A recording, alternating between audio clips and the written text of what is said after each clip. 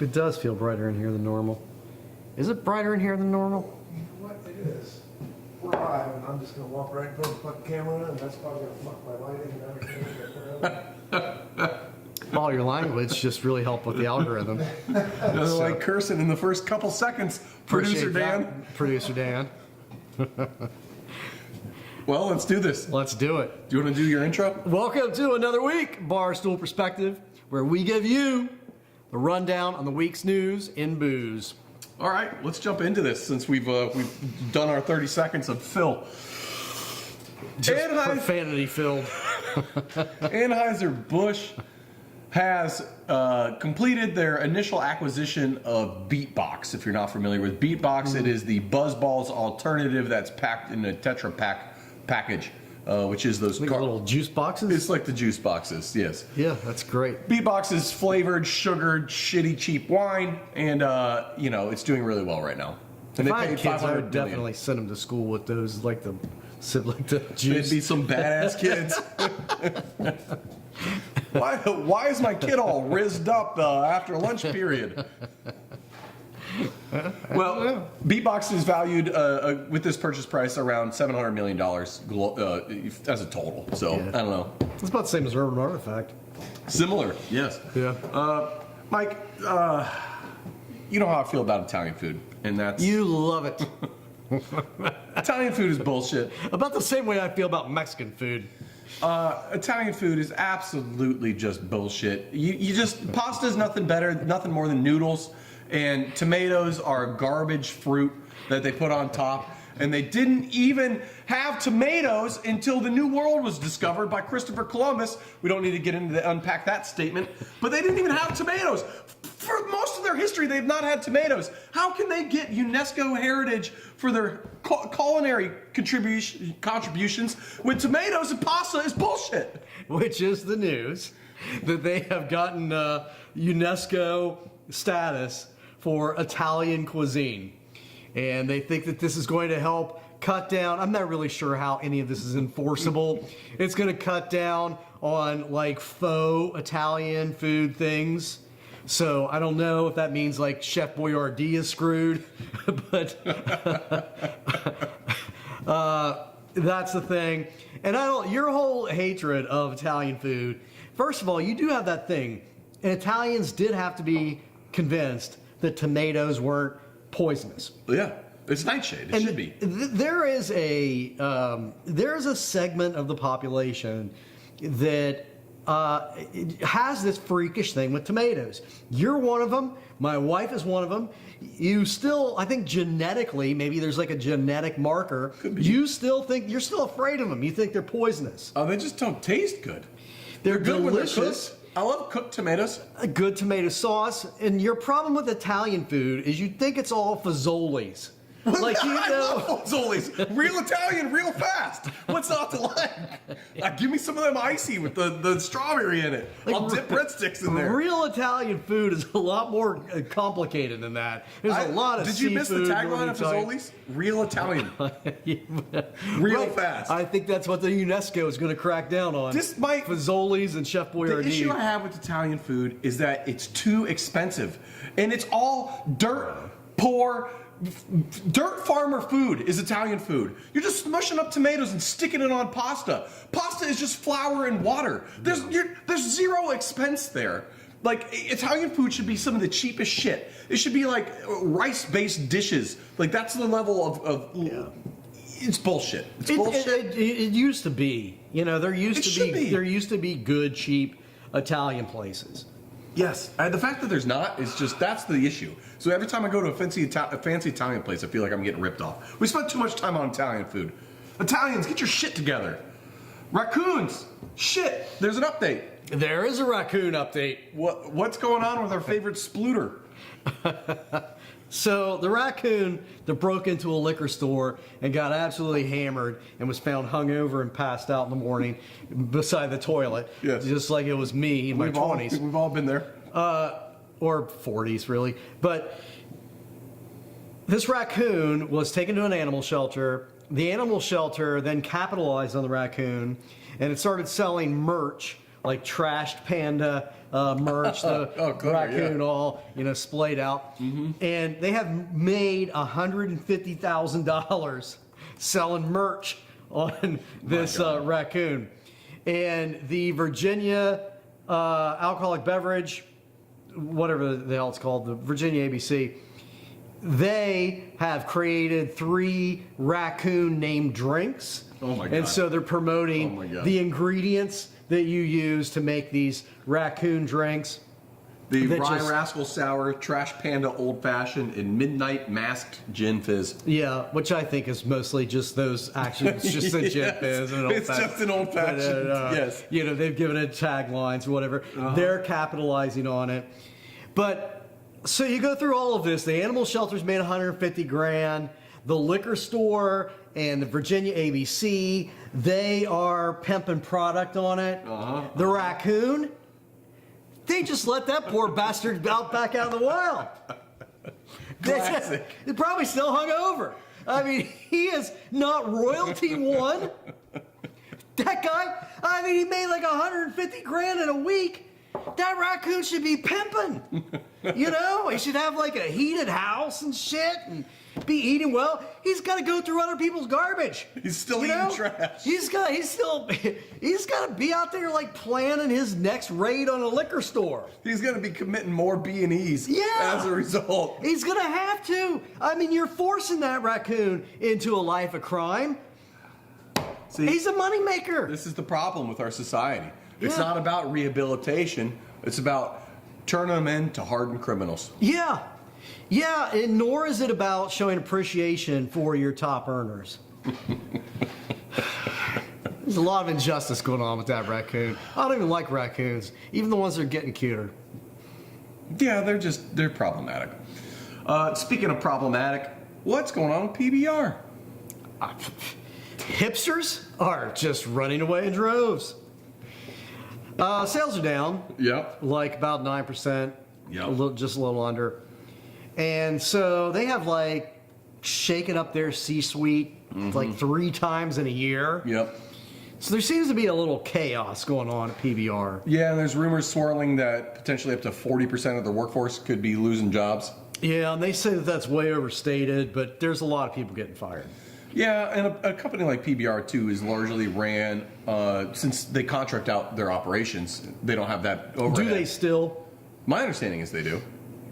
So if that's the case, then all of their staff is just marketers, whether it's digital or physical, and salespeople. So if they're cutting 40%, Yeah. it's one of those things too where like, sure, I get it, you got to make cuts, but like you need to market and do the sales to get the sales. So if you cut too much, you kind of start this negative feedback loop. Yeah. So hopefully they don't. Hopefully PBR doesn't go away. I don't really care.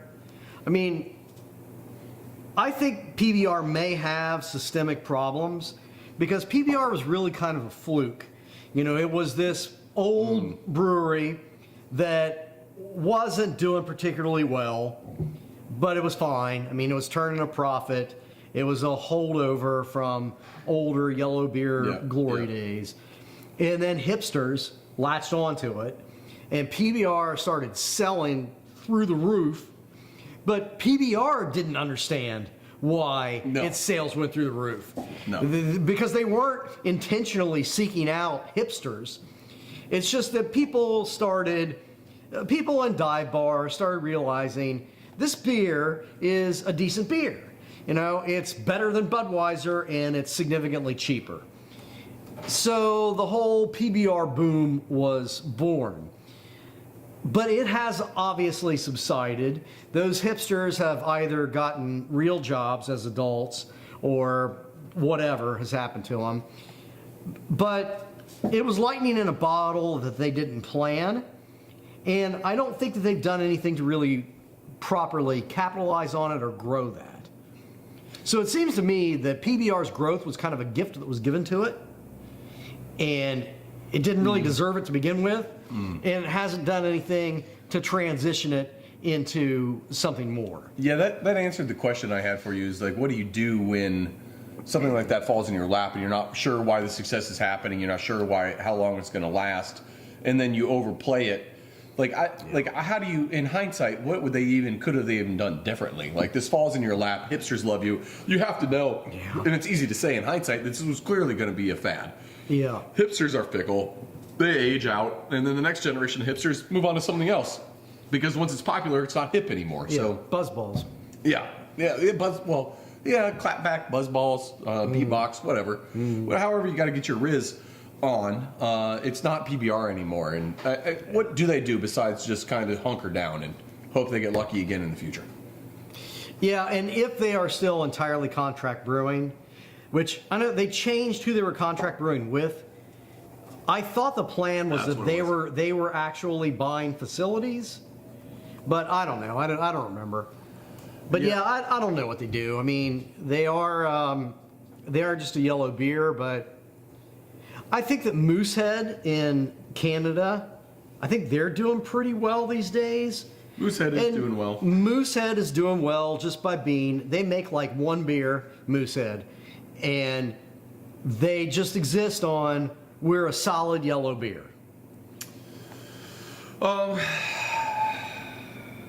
Anheuser-Busch is currently brewing their stuff. Which is funny because that immediately goes into our next story of Anheuser-Busch. Which before we get to, Julia, you mentioned us at Urban Artifact making a marsupial beer and a possum. I'll have you know that the guy who designed the Yingling label originally has made a label for Urban Artifact of a possum, and we have it, and we paid for it, and we bought it like 5 years ago, and we've just been sitting on it, actually right before COVID, so 6 years ago now, and we've just been sitting on it waiting for the right moment. But we have a possum Urban Artifact copyrighted logo ready to go, so you're not far off. Clairvoyant. So just, I mean, if a possum winds up all shit canned at a liquor store, we definitely did not stage that. Anheuser-Busch. They are also making cuts, big ones. They're closing 2 facilities, and they're selling a third. And by facilities, I mean entire breweries. Yeah. Which, when you're a global corp like them making billions and billions and billions of dollars in top line revenue a year, it probably is cheaper to literally shutter a facility and build a new one than it is to try to retrofit to modern standards. Yeah, and they're not building new ones. They're not yet. They are putting, I don't think they plan to, they're putting $2 billion into other breweries. So they own like 100 breweries across the U.S. This does not mean that they are reducing production. No. I mean, they're doing gangbusters. They're not the PBR problem. They're doing what corporations do, and they're making things more efficient. Yeah. Cutting costs. Yeah. And a big cost is humans. So if you can cut 3 plants worth of humans out of your production, you do that. Although they say that they're not doing that even.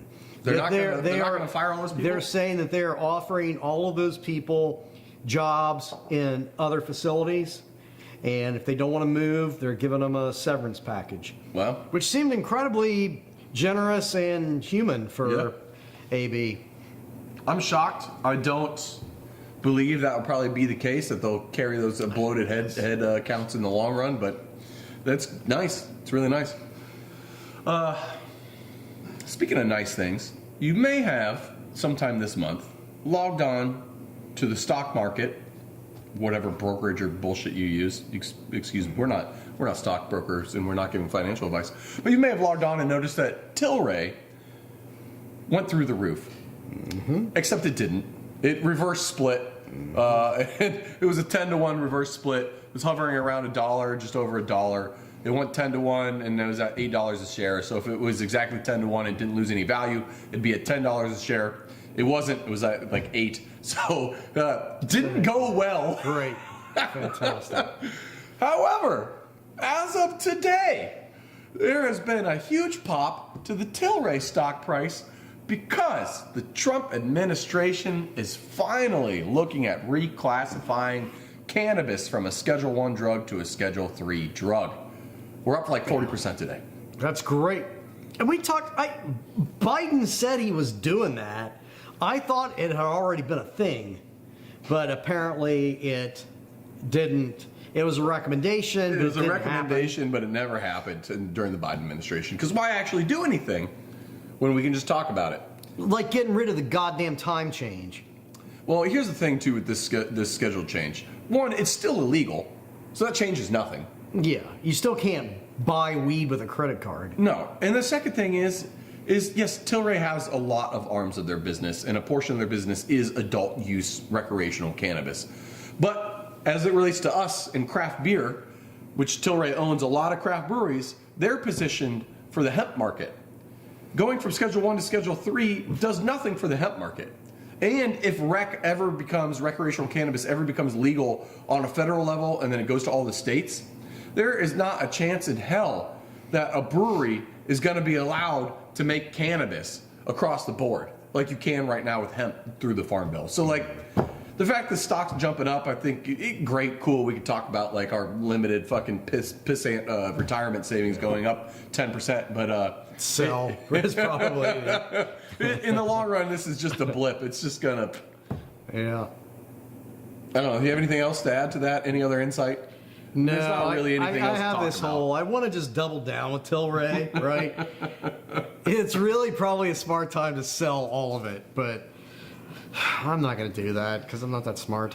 No, nope, me either. I mean, you're not losing money if you don't sell, right? Right. Even if your portfolio is Yeah. down, as long as you're holding on to it, it's not a Yeah. realized loss yet. Until the company gets bankrupt. There's some more cannabis hemp stuff that I want to breeze through, but we don't need to spend a bunch of time talking about it because everything's in flux still, and we'll update you in the future when things finally get voted on. So federally, there is a hemp bill that has been introduced.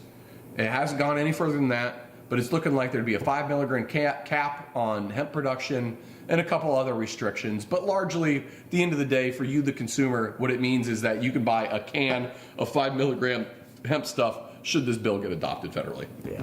It looks like a lot of state regulatory frameworks. It looks like common sense.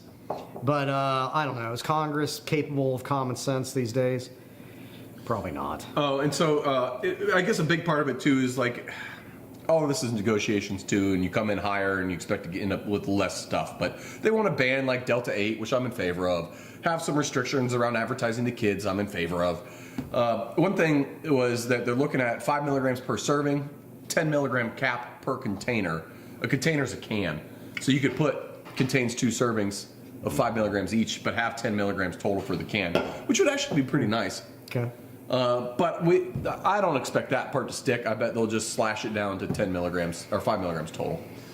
Anyway. Meanwhile, kratom is still legal Yep. and unregulated. On a federal level? Uh-huh. Mm-hmm. Yep. So as of the end of this year, if this bill doesn't pass, or the end of 26, if this bill doesn't pass or any other bill in its place doesn't pass, then the hemp industry is essentially dead. It becomes if the state will allow it, it basically turns it into how recreational cannabis is treated currently, where everything's cash business. You can't use banks, you can't get insurance. You're basically fucked. So it's killing the industry. Well, I mean, we've had too many jobs and too many small businesses, so I think that we should be cutting some of those things. Well, Ohio agrees with you because they're also doing those things. Yeah, they're quadrupling down. Not only are they going after hemp, but they're also going after rec. Yeah. Yeah, and what happened in Ohio, Ohioans by a 57% margin passed legislation legalizing marijuana, and the Republican-controlled governors, whatever the hell, the governor, and the legislature, they are hell-bent on doing everything they can to undermine the will of Ohioans and criminalize marijuana and criminalize hemp and screw small businesses and cut out a lot of jobs and just common sense stuff.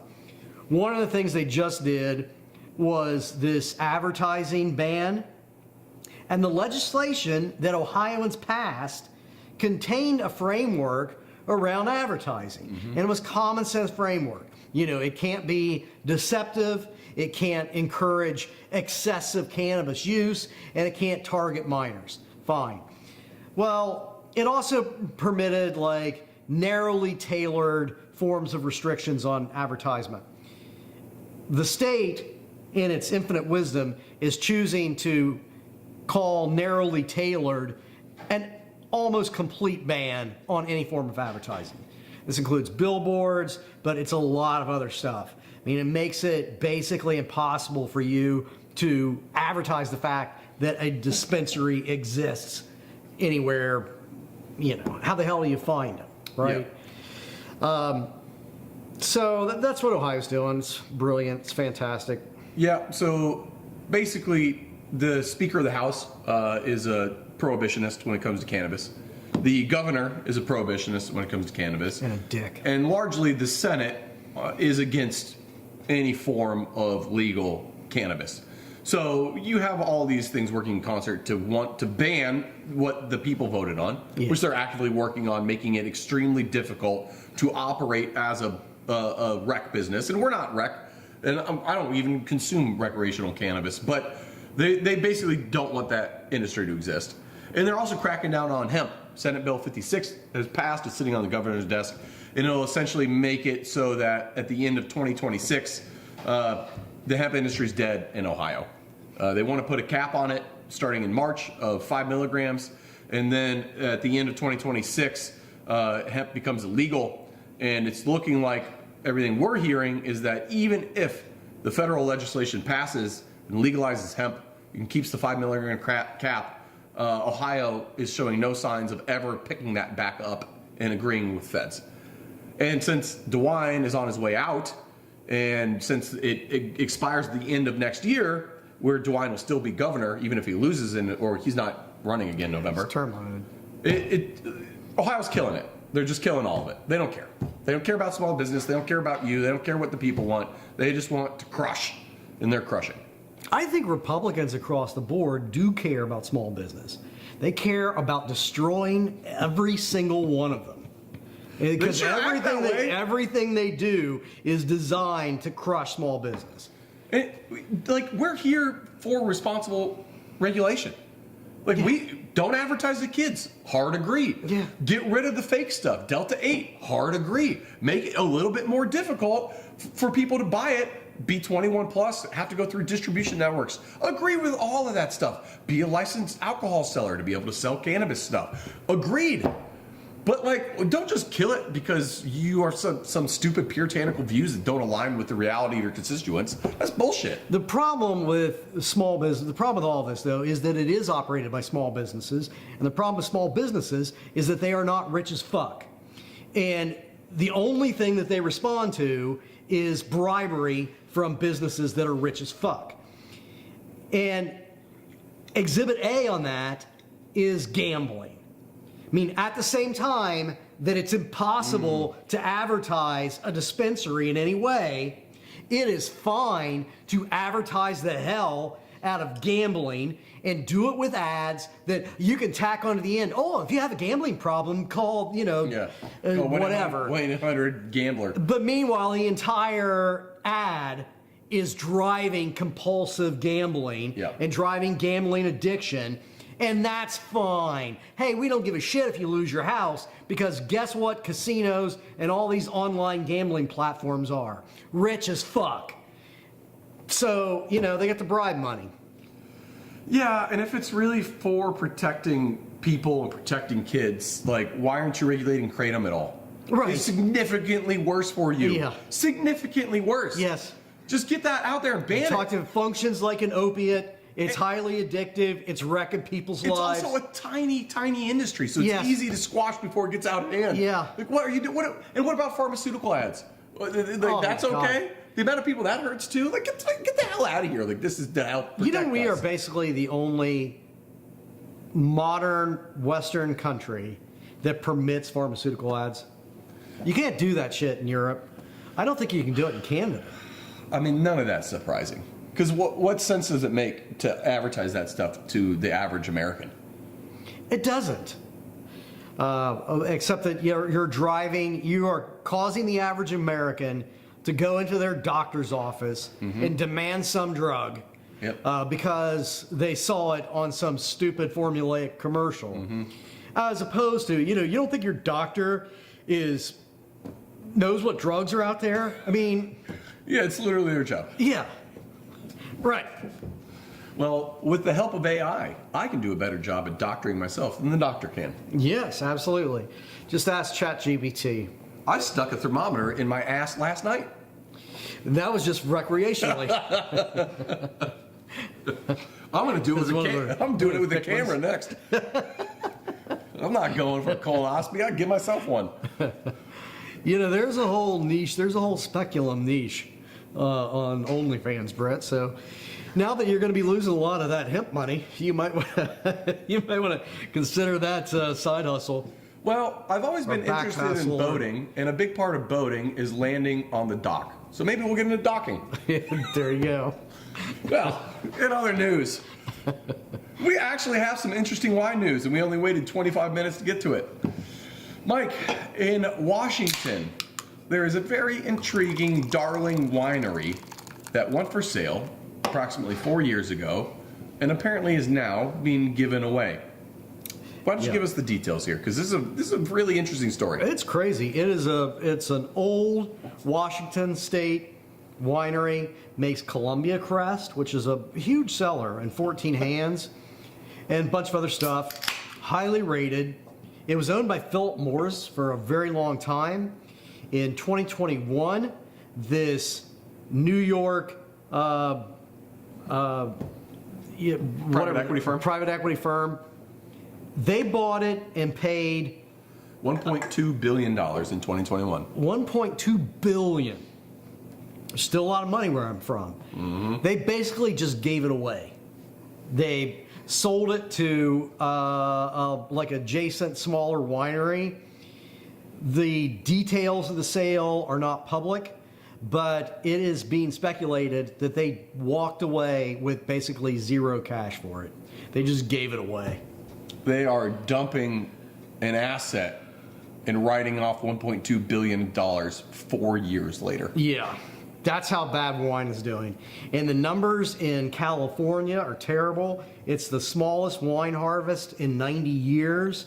So, that's like not adjusting for population. And it's not the smallest harvest in 90 years because the grapes are all rotting or went bad or something happened. It's because they just aren't picking them. Yeah, they're looking at an Purposely. astounding number of them just rotting on the vine because they can't sell them, because that's how bad the wine industry is.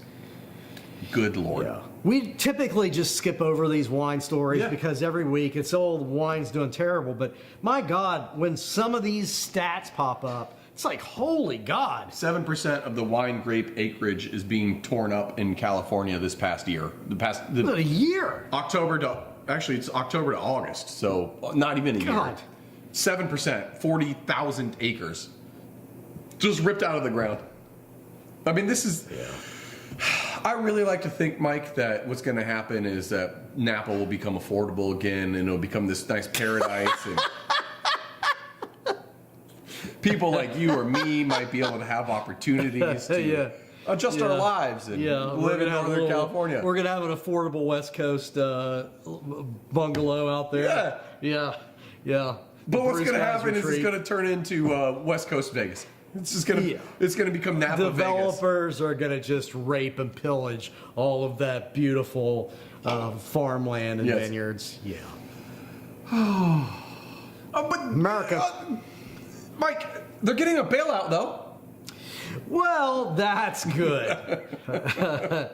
Yeah, they are part of, I don't think we don't have details yet because we don't have legislation yet. Not that, legislation seems to have become very quaint. I don't know that we even do that in America anymore. It doesn't matter. There's just a dictator that passes decrees.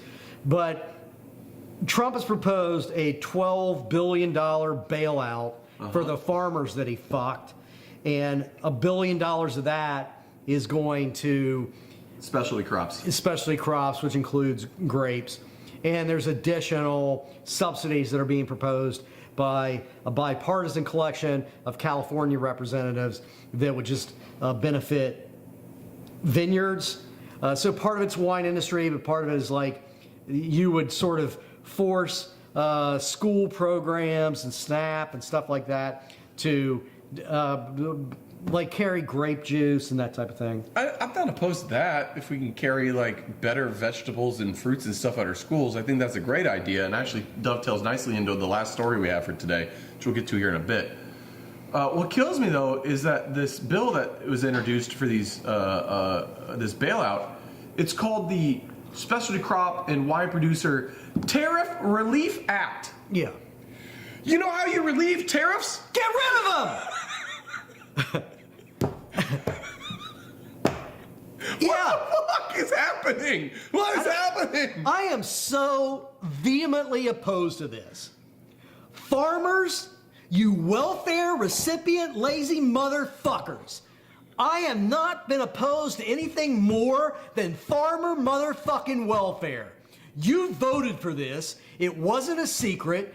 That fucking Cheeto said when he was running for president, he was going to pass all these goddamn tariffs.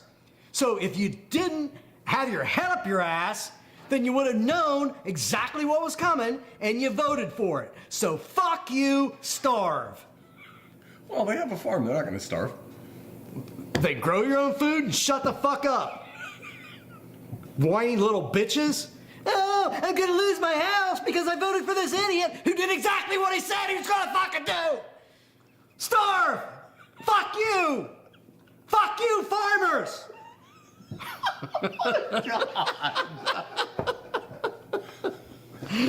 Mark, if anyone actually watched this, I know. that would be a beautiful thing to cut out and ruin your political career. I think that was done a long time ago. Holy shit. Well, at least in Ukraine, what is happening is that their wine industry is growing. Yeah, without shockingly. government bailouts, and despite the fact that there's a war going on in their country. Vineyards are literally being bombed, and they're having to operate, produce without electricity and things at times. And domestic consumption declined because people are busy trying not to die, and they don't have money, and their homes have been bombed out and whatnot. But I mean, good people on both sides, Brett. But they have really the wine industry in Ukraine has come together, and they have really focused on improving the quality of it and marketing it to Europe. So their exports have increased significantly. So the wine industry in Ukraine is actually better now than it was before the start of the war. Listen, I've never heard of Ukrainian wine, and at this point in time, I'm ready for it. Yeah, I'm ready for it. The thing about Ukraine to me, like as I read that story, and I read it after the whole farmer bailout bullshit, Ukrainians, they seem like what America was before we became a nation of fat, stupid, whiny pussies. Like, they're such a resilient people. It's just, that country, it's a country full of people that just impress the shit out of me, man. We should definitely let them all get murdered, though. Well, I'm looking forward to my gift box wine set. It comes with 2 bottles of wine, one from the West Bank, one from Israel, and I think that wine set will do really well. Sure. Yeah. Anyway, is that the wine that's exploding at Costco? Yeah, I think that's the Costco wine. Producer blows Dan. up. All right, we're going to skip over the fact that Gen Z isn't doing dry January because They're apparently a little less sober than they were last year. Yeah, but they're also just when you don't drink much anyway, you don't need to take Right. a month off. So what do you do? Yeah, here's a little newsflash for you. Your entire generation is screwed. You're going to be broke all your life. Start getting drunk. You got nothing to lose. Honestly, that's probably the best advice you've ever said for that generation. That deserves a cheers, actually. All right, last story of the day. I forget what we were talking about earlier, how this was relating. Oh, grape juice for the kids. RFK, he announced earlier this year he was going to get his dietary guidelines out by December. He has announced among his impeachment hearings, he has announced that there's a delay with his dietary guidelines, and they won't be out until early 2026. So, that being the case, the dietary guidelines, they dictate a lot of things that you probably don't realize they do. Obviously, it's guidelines that we should follow as Americans. Yeah, whatever. Should. But schools, by law, have to follow these dietary guidelines. There's a lot of places that have to follow these dietary guidelines. Prisons and such, I'm sure. Yeah. Anything federal has to follow these guidelines. The fact that he's delaying it, though, says to me that these guidelines must be messed up. Batshit crazy. Because with how much Trump's administration loves to just come up with shit and get it out before it's even thought through, the fact that they've come up with them and haven't been able to get them out yet must mean they are nuts. Originally supposed to come out in the summer, and then this month, and now not until next year. So they must there's absolutely be bonkers. There's like recommendations. eat cardboard and shit in there. It's it's gonna be crazy, man. Yeah, like a human. What's he on? Like human growth hormone or whatever. I'm sure at least that's probably a lot of it. You know, kids should have like human growth hormone, and I heard he's trying to turn himself milk. into a centaur. I hope he does that. I hope he succeeds. All right, well, that's it. The show's over. Merry Christmas, you filthy animals. I'm not going to see you next week, but I love you.